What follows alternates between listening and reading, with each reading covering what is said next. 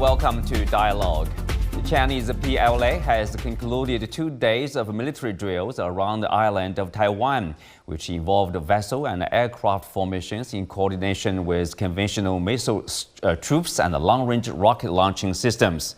The drills are meant as a warning message against both the separatist forces inside Taiwan and external powers interfering with China's national reunification efforts. What more do we know about the drills? Why did the PLA choose this time to conduct the exercise? And what has been the reaction to the drills? Join us for discussion today, live from Beijing. I'm Xu Jingduo.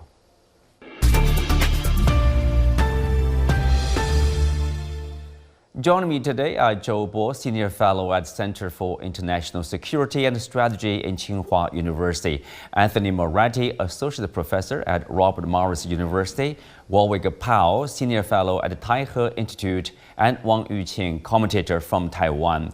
Welcome to Dialogue. Well, Zhou Bo, I will start with you. These drills were carried out by the PLA Eastern Theater Command in the waters to the north, south, and east of Taiwan Island. They involved drills on assaults on maritime targets, strikes on ground objects, and joint blockade and control. So what are the primary objectives or the purposes of the military drill? Well, for the military, of course, they're ready for fight, right? And I think in this case, I believe during the whole period of Lai Ching-te's term, you are going to see more and more exercises like this. Because he's a diehard secessionist, and I don't believe the mainland has a lot of confidence in him for him to change his heart. So this kind of military rehearsal basically would be meant for the worst scenario when we have to use force. However, this would not suggest that this is inevitable, but for the military, of course, it is a must. And through all these kind of exercises, we can actually find our problems, in terms of our preparation and make a better coordination and synchronization of all armed forces, of all services. Anthony, what about the background? We talked about, the lack of confidence in Lai Ching from the mainland side. And what about the timing here? Well, I think the timing it makes sense if you think about, a week or two ago, he announced very publicly and very forcefully that he considers China to be a threat to the island, a major hostile force.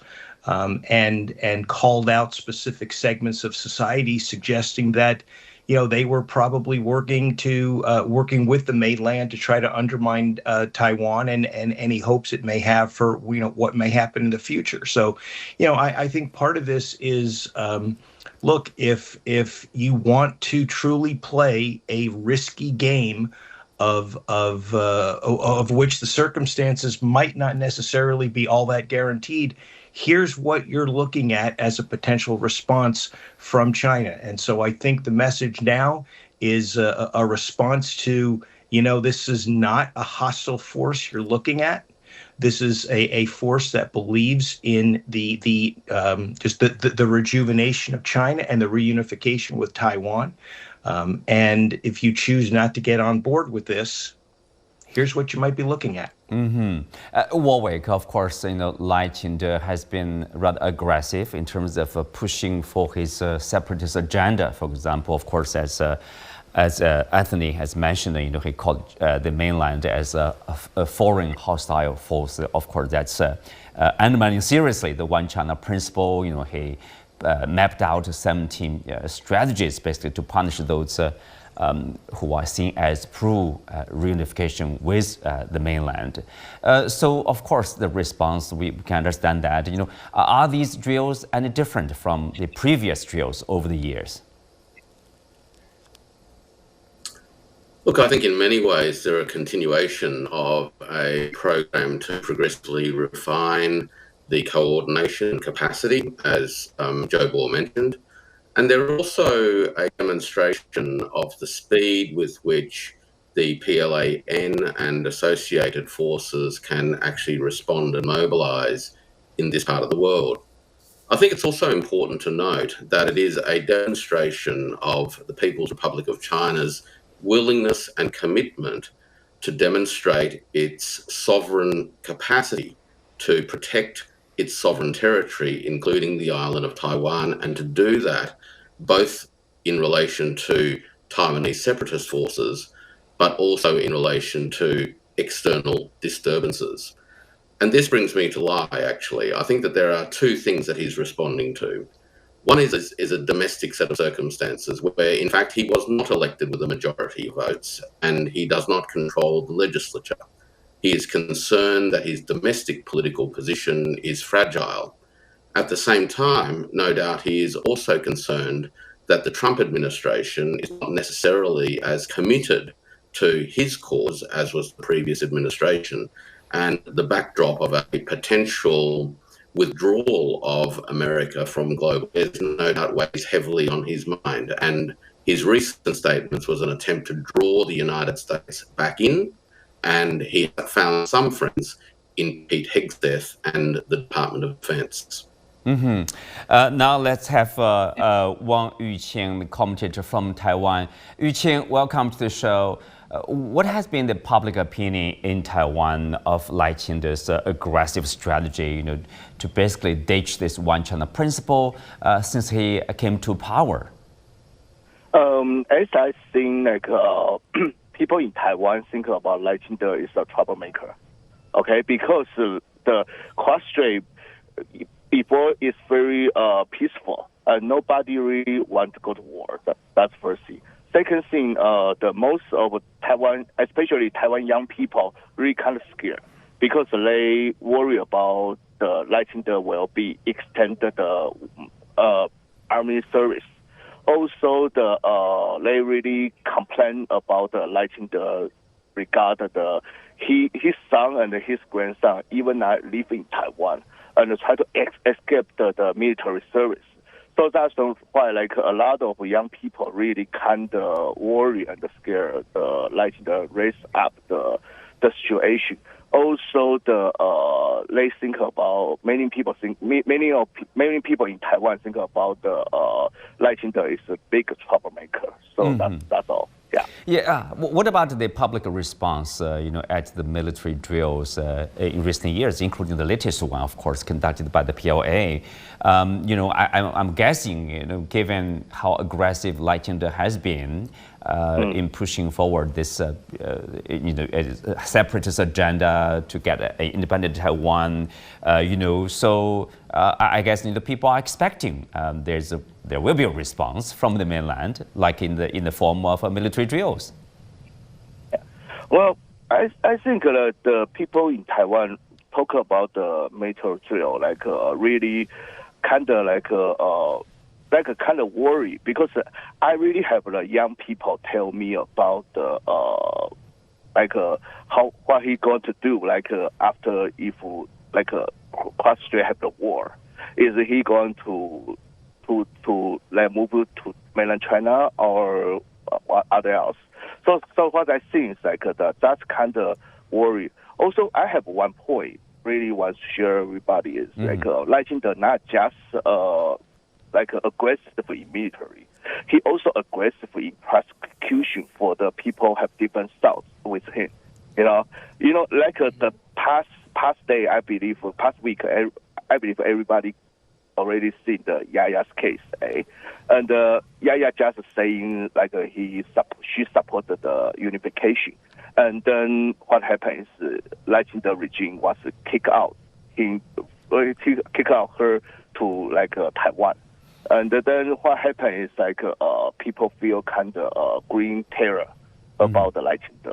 That's a key thing. So what I see is the people in Taiwan talk about Lai Ching-te mostly talk about he's kind of troublemaker. Even I see some people really try to try to say, Lai Ching-te saying those things that represent to us because we don't want war. But if you want to have a drill, really to Taiwan, please to prosecute the right pursue the right person, not the people in Taiwan. So that's why, yeah. Well, thank you, Yuqing, for joining the discussion. Let me get back to Zhou Bo. Of course, with the military drills in recent years, including the latest one, and also take into consideration of Lai Ching-de's reckless provocation. For example, the chill, being produced by his 17 strategies to punish those who are seen as pro-unification, and then calling China, the mainland, as a foreign hostile forces. Do you think these cross-strait relations, are we seeing tensions rising across the straits? Of course, because this kind of calling mainland as a foreign hostile force basically is kind of a de facto declaration of independence, right? And this basically means that across the strait we have 2 states. So in theory, this is enough, for mainland to use force. But I believe until even at this moment, we are still hearing Chinese leaders talking about peaceful reunification. Actually, the top legislator Zhou Bo has mentioned this point. We still stick to the peaceful reunification. But at the same time, I believe the situation is really becoming dangerous because it seems that nothing can change. The Lai Ching-de, and so the only thing we can do is to prepare ourselves better militarily, and this, of course, with the PLA developing by leaps and bounds, our confidence about ourselves is certainly growing. So I think there is no doubt whatsoever that Taiwan, should there would be a war, Taiwan would be definitely defeated. Of course, there is a question, that is, what is the cost, right? So there is a cost, and how heavy is the cost? That is for us. That is the question for us.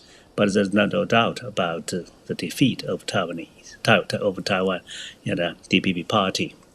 And the whole island problem. The separatist politicians over there, of course, you want to have a deterring force, which is strong enough to prevent any, let's say, the worst scenario.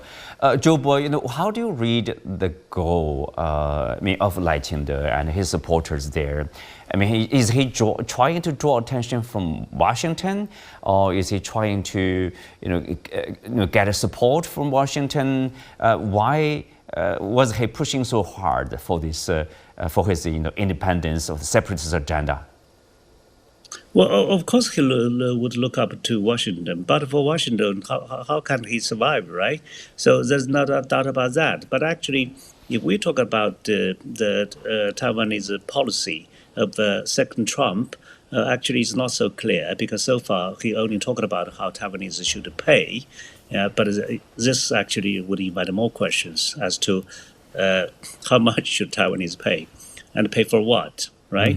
Even some American think tank would argue that instead of providing Taiwan such a big combat platform like F-16 or heavy tanks, probably it's more useful to provide them more with short-range missiles, drones, so on and so forth.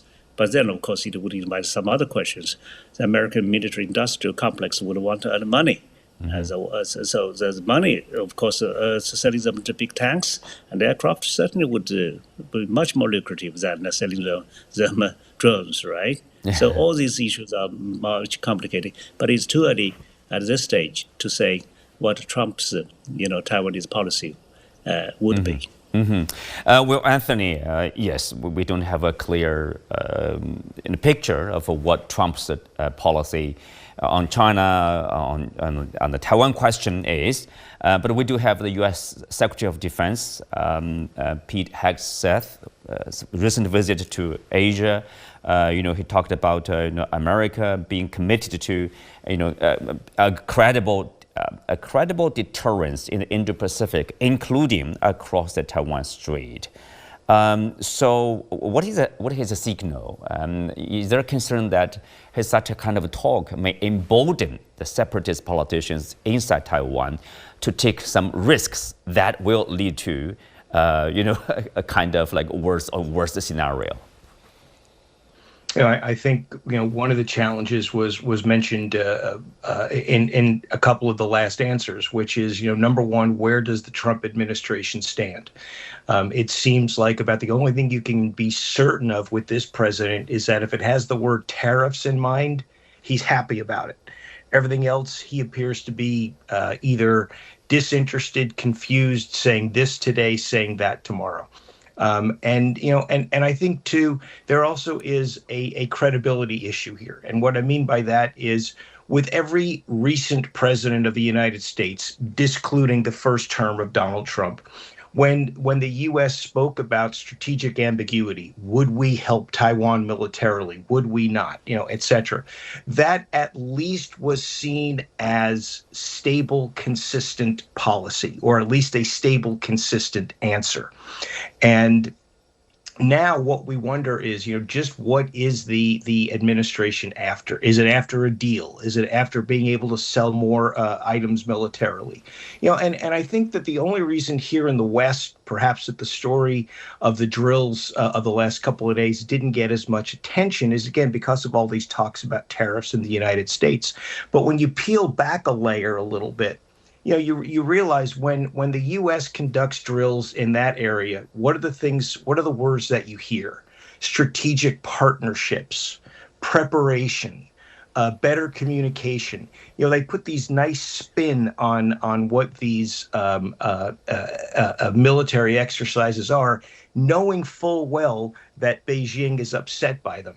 But now what I anticipate we're going to hear is that, these drills are nothing more than an indication of how China can't be trusted on the world stage, and it's dangerous and it's reckless. And yes, such language, should it come out, or such rhetoric rather, should it come out, could have the potential in an environment right now that exists between the mainland and the island for the leaders of Taiwan to think, what, maybe the White House is on our side. I wouldn't be convinced of anything, however, involving this White House and whose side it's on, unless the president believes there's a deal that can be made. And with Taiwan, I'm not so sure there's a deal that can be made unless it involves selling military equipment. Anthony, what about this related, point to the secretary calling Japan, for example, during his stop in Tokyo, calling Japan an indispensable warrior country or war-fighting base to counter China.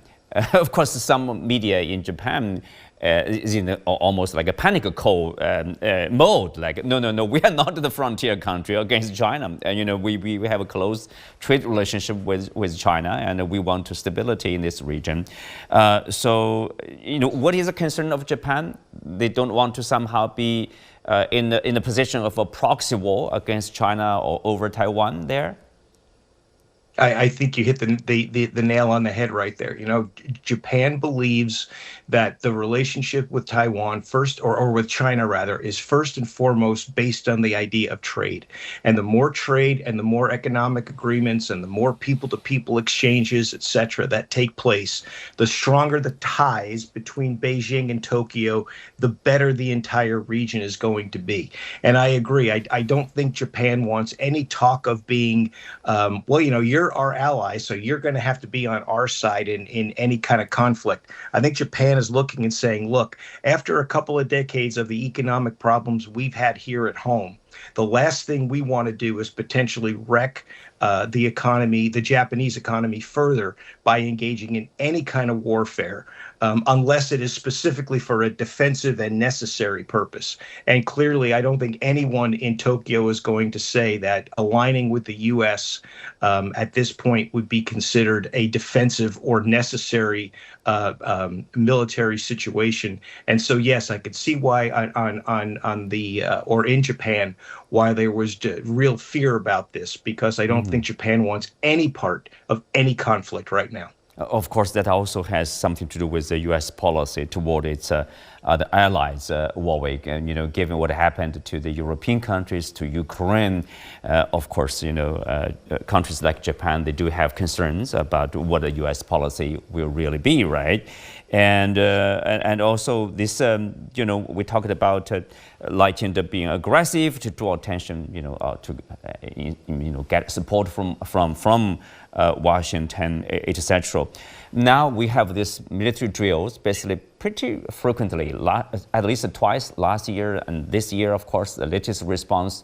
Do you think the message is clear to the leaders in Taiwan, to the people in Taiwan, that if you pursue such independence, pursue such a separatist agenda, and that it will not end well?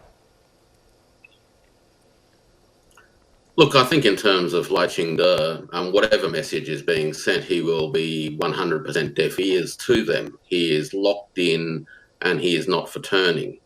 The audience, if you will, is going to be the citizens that live on the island, as well as the representatives of the other political parties who actually continue to have a majority in the legislature and combined actually achieved more votes and public support than Lai Ching-te did. So I think it's important to bear in mind who the audience is. That's the first thing.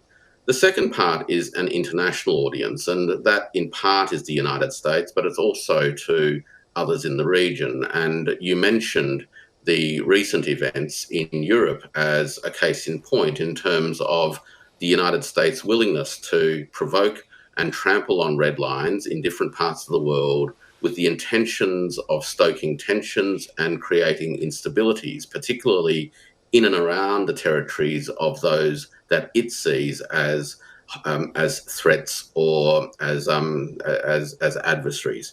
So what's going on in relation to the island has to be situated within the broader American strategic context, and that is very clear. The United States sees China as its principal adversary. The Defense Department made clear in a memo circulated, according to the Washington Post, that China is its sole, quote, pacing adversary. All of these actions is revolving around that particular strategic intent. Whether Lai likes it or not, Washington will do what Washington thinks is in Washington's best interest, and he will be cannon if necessary. Mm-hmm. What does that to do with the Taiwan question, Warwick? You talked about, in this memo, they see China as this pacing adversary of Washington. What kind of role does China play in this relationship here? The main objective here is to create destabilization in and around China's peripheries so that China is kept on back foot. The question of Taiwan Island is seen as part of a strategic effort to keep China contained, both militarily but also in terms of its general ambitions in the region at large. And all of this is aimed at creating, I guess, a ring fence to try to keep China under control and limit China's ability to exercise its rightful development path, and through that to participate in the region as a whole.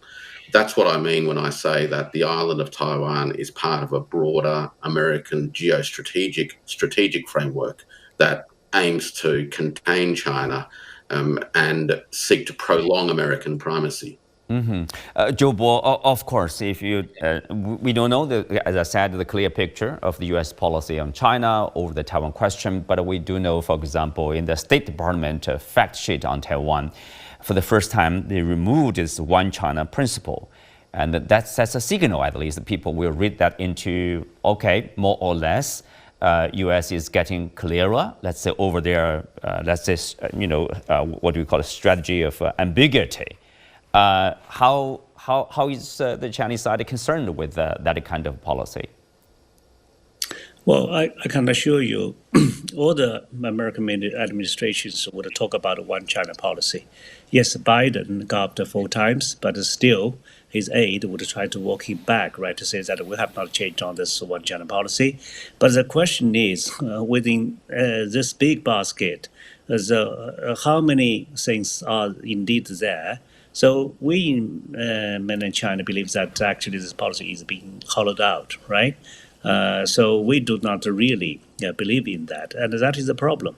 And actually, Americans themselves have started to think almost in another way. Some scholars like Richard Haas has suggested to turn this strategic ambiguity into kind of a strategic clarity. That is to make it clear that the United States will defend Taiwan. But of course, he's refuted by some other scholars like Bonnie Glaser and so on and so forth. So I believe at the policy level, American government will always talk about one China. But if they continue to sell arms or even sell more arms to Taiwan, or if they would collude with such a kind of such a real diehard separatists like Lai Ching-te, the confidence in mainland China will simply be reduced. And that would be the most dangerous point. Why? Because according to our law, anti-secession law, the last condition is most important. That is, if the Chinese government believes that all possibilities of peaceful reunifications are exhausted, then we might have to apply non-peaceful means. So that would be the most dangerous time. That is, the question is, do we still have patience or do we still have confidence, right? So this is the question of patience versus confidence. If the rest of the world would just support China's goal of peaceful reunification and would take concrete measures to stop any separatist moves in Taiwan, I believe the central government would have more confidence and the government would not be impatient. Well said. I think a former Minister for Singapore, George Yeh, recently talked about the Taiwan issue. He said like the best way for Taiwan in terms of their interests is the peaceful reunification, because otherwise, violence will bring nothing good to Taiwan. But the thing is like whether that kind of window is closing because of Lai Ching-te, his provocative remarks and his stance, hardline, views against the Chinese mainland. Do you think this still have time to, to achieve peaceful reunification? Well, I think that people always talk about the stick in the hand of mainland China, and people always forget that we have actually offered a lot of carrots. For example, in Fujian province, we give a lot of good treatment to the Taiwanese, including letting them buy houses, letting the children go to kindergartens, almost like any Chinese children. Or we even give them ID cards that are not quite different from our own ID card. And that is precisely why Lai Ching-te would try to prevent these from happening. And between Fujian and Kinmen, we have for long provided them fresh waters. And we actually have been discussing about providing electricity, gas, or even building a bridge. So all these are goodwill gestures that are welcomed by Taiwanese people. So we just cannot say that, Lai Ching-te, can do whatever he wants. But I believe the Taiwanese people can also think about all these, whether this guy, as just the Taiwanese commentator has described, is really a troublemaker for them or not. Very briefly, Warwick, what do you see as the prospect, of a peaceful dialogue resolution there? Look, I remain hopeful that the authorities in Beijing have sufficient confidence to provide them with the patience to leave that open. I think that there is a majority of people on the island who do not want a conflict. The troublemakers do represent a minority voice, even if they are vocal, and that needs to be taken into account. And ultimately, I think the experience of Ukraine and others in other parts of the world and the way that the Americans push others into fighting America's wars will ultimately not assist the separatists. And we can look forward to reunification peacefully. On that, we come to the end of today's show. Many thanks to our guests. You can also watch us on the CGTN app on YouTube. Thank you for being with us. I'm Xu Qinduo. See you next time.